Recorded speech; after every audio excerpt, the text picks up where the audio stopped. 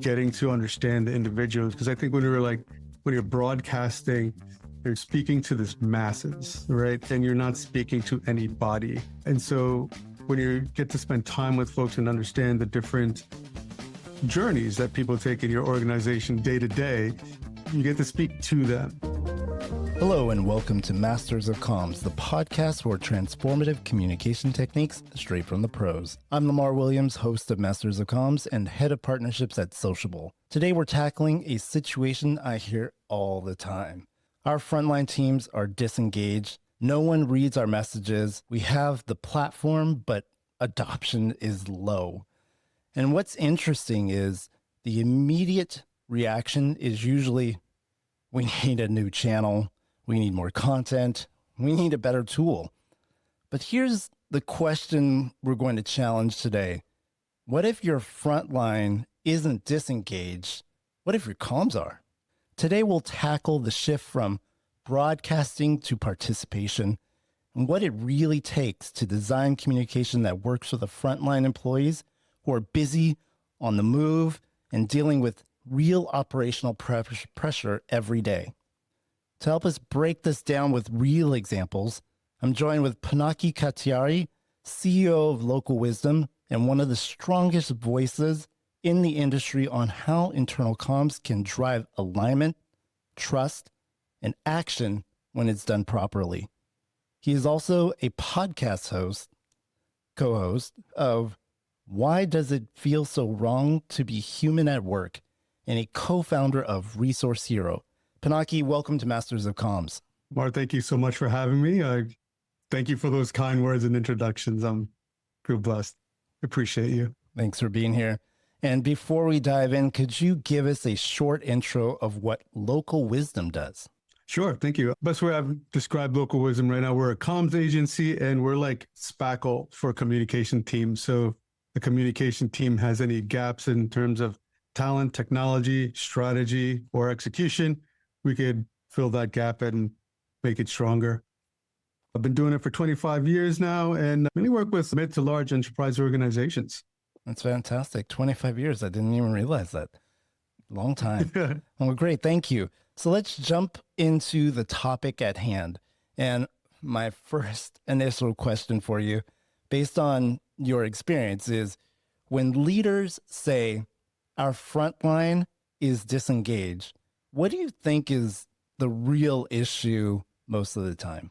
Yeah, great question, because it does happen a lot. This, what do we do when our front line is disengaged? And I get that question a lot. And I think the first thing I'd say is like around the real issue is that the idea that being disengaged is not the front line's fault. And because, I come from like a UX profession and we don't blame the user for not knowing how to use something, et cetera. So when someone is not engaged, I can't always just say it's their fault. So it's always a two-way street. The real question is more like, are you engaging? And when you think about what is engaging, right, you're engaged to do something even when you don't have to, right? That's when you want to read a book or listen to a podcast, right? And at work, it's a little bit more difficult and different because we're under a lot of stress and pressures. So we need to balance productivity with empathy to human needs, I think. So that's how I would respond to when someone say, oh, our frontline is disengaged. I'm thinking about how human-centered are you? How much are you speaking to them? How much do you get to understand and empathize with them? And then start communicating from there. Yeah, that's great. And definitely believe that human-centric positioning drives engagement. But I also know that many organizations have tools to support them when engaging with employees. And typically, the first thing that gets criticized when talking about communication with frontline employees is the tools, whether it's a platform or a channel. Do you have an example that you could share with us on this subject? Yeah, I think that I agree, right? Tools are an issue for reaching frontline for a variety of reasons, from security, privacy, not having those kind of like licenses and costs. So I think the bigger issue is that like tools aren't really thought of for the front line. So like I was surprised. I saw a recent report by Emergence Capital Partners. It said 80% of the global workforce is deskless, yet less than 1% of enterprise software spend targets those employees. So it's kind of like we got to give them some tech, or we got to do something to kind of help them not only be safe and compliant and productive, but also give them a sense of trust, belonging, and culture. I see that often where it's not the case, where they don't have the tech. And some examples, right? Like, so I've seen organizations where different areas of the organization start kind of turning into this inter-company competition where it's like we're working actually against each other than together. And so I've seen them like implement tools like an intranet to then start bringing a sense of cohesiveness as well. So I've seen the lack of create separation and the creation of to start to unify, which is a really cool thing to see. That absolutely is ticket to the show is to have some kind of mechanism to reach the front line, right? There's, of course, manager shift meetings and manager communications, but there's tools that you need to reach those managers, tools that you need to reach the front line as well. And so that's kind of ticket to the show is what I'm saying. And then the next level is, all right, how do we really empathize, engage with them, try to work productivity gains into the tools? What would make the tools more effective at connecting with those frontline employees? So the way I'd say it is it starts with one, safety and communication. That's kind of like level one. They communicate what they need to know to do the job safely, work together, get news and information about the latest goings on of the organization, right? The next level starts to get into the productivity and learning, development, and appreciation. So this is where we've seen tools being implemented where compliance measures where, hey, perform these checks before performing this action. We've seen safety compliance check-ins happen better when they're available right on the phone at that moment. So, hey, here's a safety issue or a safety violation. I want to report it. That type of reporting then created faster updates to actual processes to then keep people safe for longer. I can name a bunch. We've done others where training systems brought into the internet we created a gamification for training. So you take a quiz in order to learn about the latest programs that the organization is offering, and then there's a leaderboard so people get to play and things like that. So it's a whole bunch of things like that. It's once you have a tool or a platform in place, the next step is to start learning about audiences, learning about your business, and how do you build these little tools and interactions that start getting them to the next level.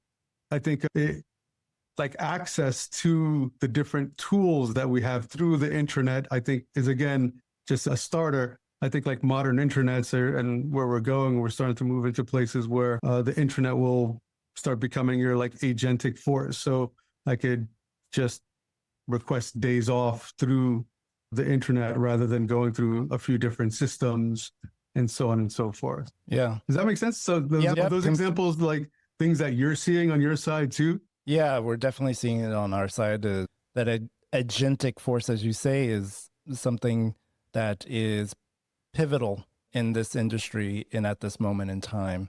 And I definitely agree with you. One place to request and search for information directly is the direction that many, I would say, organizations are looking for as we move in this new frame of technology. But one thing I wanted to change to, which I think plays along the lines of what we're talking about here, is I'm sure you've seen many organizations still focus on traditional broadcast communications techniques where the employees are passive recipients of content rather than what I would consider active. Having seen those organizations struggle with this, what are the clearest signs that an organization is still communicating in a broadcast mindset, even with those modern tools in place? Yeah. I think the core of it is your like intranet, the place where people go digitally in your organization is not a place where content goes and dies, right? It's just not a repository, a place of policies. It has those things, but it's not just those things. Mhm. And in fact, I think when even your intranet or your digital is probably not the only thing that you're using to communicate with your audience, right? It could be the hub, but it is also augmented by real life meetings and town halls and gatherings and ceremonies and things like that. So there's a whole bunch of things around the tool. But I think really the thing is that when we try to broadcast, it's not the same message across every type of employee that you have in your organization, right? There's vastly different needs and communication styles. And it's about starting to cater to what does this group need and how do we get them the right information to help them, again, be safe, productive, and have a sense of belonging here. Yeah, definitely. Maybe could you provide me an example of what an organization can put in place to change this broadcast mindset? Maybe the something one of your clients has done in the past. I think the clearest step there is to actually spend time with your different audience groups, especially if we're talking about frontline. If you haven't done so, you should be understanding what it's like to be on the front line or just do a shadow observation, speak to them, take them out to lunch, buy them coffee. I think it is really about getting to understand the individuals because I think when you're broadcasting, you're speaking to this masses, right? And you're not speaking to anybody. And so when you get to spend time with folks and understand the different journeys that people take in your organization day to day, you get to speak to them. And couple that with modern tools to be able to now be able to get the right messages to the right audiences and things like that. Now you have the ability to do that. Definitely. And simply knowing all of this, where it sounds like there's a need for multi-directional communication, which Mhm. in turn can improve productivity. What do you think are the biggest mismatches, I would say, between how headquarters communicates and how frontline teams actually work? Yeah, that's a fun one. Yeah, there's a lot of mismatches there because of the variety in frontline, right? And if we're talking about like frontline, we're talking about builders, farmers, movers, fixers, healers, right? So even the mismatch between frontline teams is huge. If you kind of think about it all together. Yeah, like a fun story. Right when around when the pandemic happened, I ended up getting a Zoom meeting with all of my friends from like high school. And I realized that painfully at that moment that I was the only one that had a Zoom account because I was the only one that get to sit at my desk because I had like police, I had fire chief, I had teacher, I had transit, and it was just a stark feeling that wow, there is so much different. And when we're thinking about it from a corporate standpoint, it's a much different lived experience than from a front line. An example of a company that like is doing really good things about that is meeting frontline where they are. There's a town hall meetings, for example, or all hands meetings for this organization. They have 3 locations. They're doing like a total, or leadership is doing a total of 13 all hands meetings. That's because we have frontline teams that are on 3 shifts.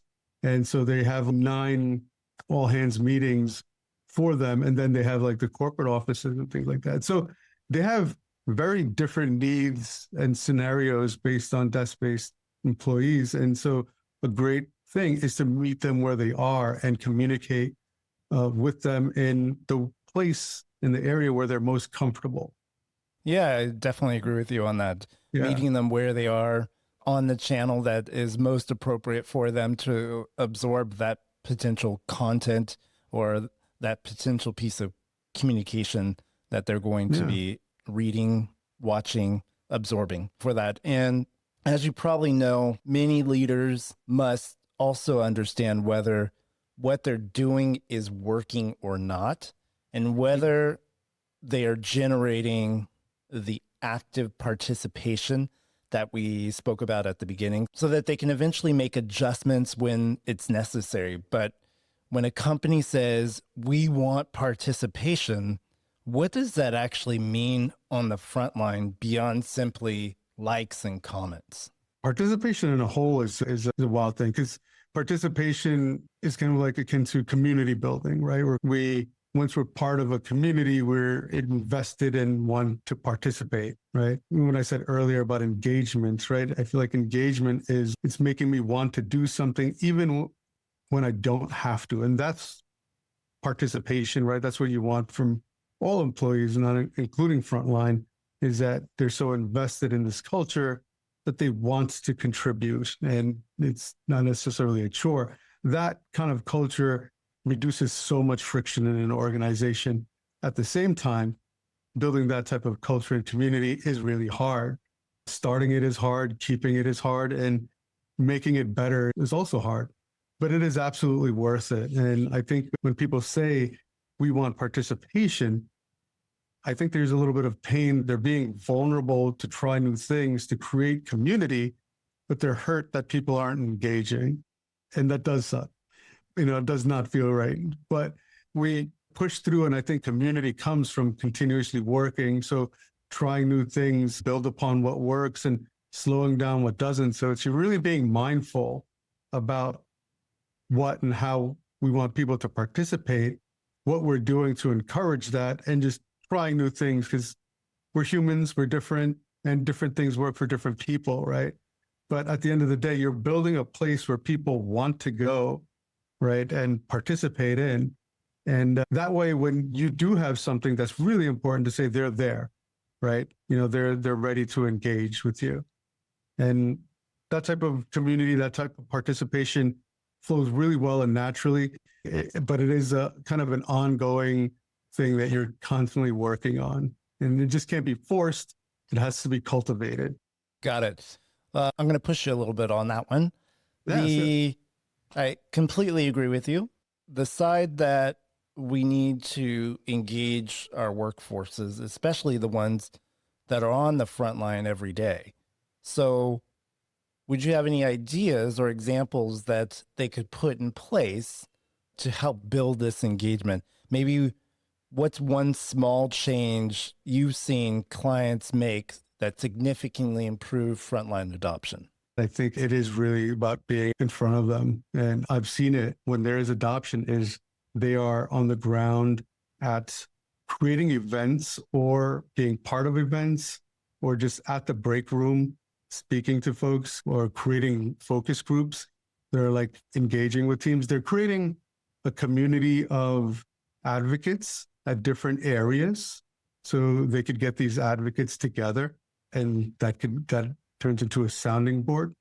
They're also building relationships with shift managers and supervisors. So that way they're being able to get communications through them. And all of the communications, like the hub of it, typically is like the intranet or your digital platforms, which is where kind of people come together. But it is a lot of relationship building and engagement as well. And in multi-directions, the interesting thing about a comms team, right, is there's building these relationships with laterally and underneath, and then there's building relationships with like executives and leaders, right? And then finding those digital tools as the way to connect them, right? So examples, right, like the simple things of like when you think about keeping people informed, there's like news feeds and calendars and things like that, tools like that. So you could create events and create news or acknowledgements and recognition. And there's other ways where you could actually then make life easier for them to build communities from like systems like searching profiles, searching articles, or forums that help people solve problems and things like that. So yeah, there's an array of things from being out there to build relationships, learning what they have from those and turning that into engaging content, including we call it thematic content, like story time here or coffee chats, things like that. And then constantly tweaking and adjusting as they have built a community and they've created this feedback mechanism. Does that make sense? That definitely makes sense. Okay. Are there other ways that you would recommend that organizations can build upon that so that the employee feel comfortable speaking to? Yeah. You're talking about a culture of openness and willingness to experiment and try new things. And that is also something that I think is dictated by like the culture and leadership, I think, in a sense, because I think as a leader, we have to create an environment where people feel safe to speak up and feel safe to say what they feel and say, but the thing about it is that most companies or most organizations don't foster that, or maybe they want it, but the actions don't show it. Yeah, there is this kind of like interesting side of it. There's so many like stories of management that's not open to things. For example, I run an interactive session on design thinking, and the idea is to come up with a lot of ideas really quickly. And one of the interesting design thinking exercises is called 180-degree thinking. And the basis of that is you're thinking of a lot of bad ideas and you turn them 180 degrees.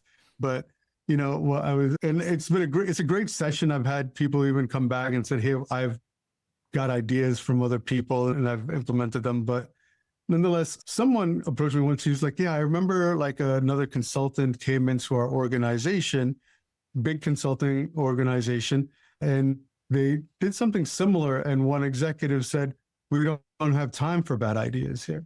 And I was like, so what you're saying is basically you don't have time for innovation or creativity, because, the idea of innovation or creativity is trying something that you haven't tried before, right? And if you're afraid of trying something that you haven't tried before, then you're closing everything off. And if as a leader, that's who you are, then you realize you'll find yourself closing it off for other people. So no, people will not feel safe speaking their mind or saying something that they feel might go against what you're thinking. So I think creating this culture of openness and psychological safety does happen at a management level or a leadership level. And I think it can be pushed upwards as well.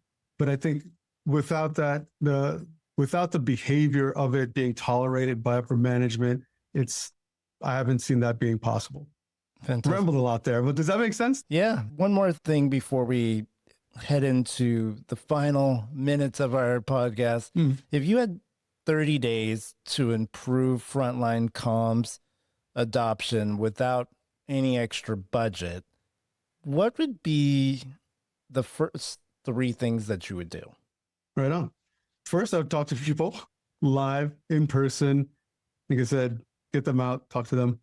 Next, I'd take what I learned to implement just a minimum viable plan, a proof of concept. I'm very entrepreneurship, so it's very product driven that way.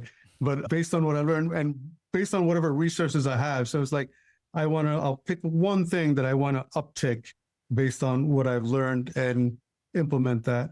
Then I take what I've learned and then build upon that, because my approach is usually really quick hit, start small and start building from there. That's how I built all the companies that I have built so far. So that's how I would build any type of function, department, or application, and whatnot. That's great. Talk to people live and in person, implement a minimum viable plan, and then build upon that plan to make it better and bigger as you need it. That is right. Okay. Thank you for your feedback, which has been packed with some concrete insights that really comms leaders can implement quickly. So now, before we go, I have one final question for you that I love asking all of our speakers and masters of comms, which is there a book or film you've seen recently that inspired you, and why? Thank you. I'll answer that if you give me one of yours as well next. The book I recently read was Don't Believe Everything You Think by Joseph Newgan. It's an interesting book, New York Times bestseller, I believe, and it is a book on overthinking. And I am not an overthinker, but it helped me to do two things. One is it gave me a better understanding of folks who are, and two, it made me think about thinking, and we choose what we're thinking about. And our thinking becomes our experience, and our experience becomes our beliefs and actions, and so on and so forth. So just that kind of mindfulness of we control what we spend time thinking about is one of the things that came out of that book for me. Have you read or watched anything on yourself? Yeah. God, I'm not really reading something it's more literary at this point, but what I've recently reread, which is Simon Sinek's Why, a question of why we do the things that we do, why do we say the things that we say, and getting to that root cause of those things is always quite interesting, and it's something that I think you can work on all the time. Yes. So that is my book for this podcast session. Thank you. Thank you, Lamar. Thank you for these questions. Yeah. Thank you, Pinaki, for being with us today. And thank you to our listeners for tuning in. We hope you've enjoyed this episode as much as we did. If you found this conversation valuable, make sure you follow us on LinkedIn, subscribe to Masters of Comms on your favorite podcast platform. We'll be back soon with more insights from top leaders in internal communications. This was Masters of Comms, the podcast for transformative communication techniques straight from the pros. Find us here for the next episode. See you soon.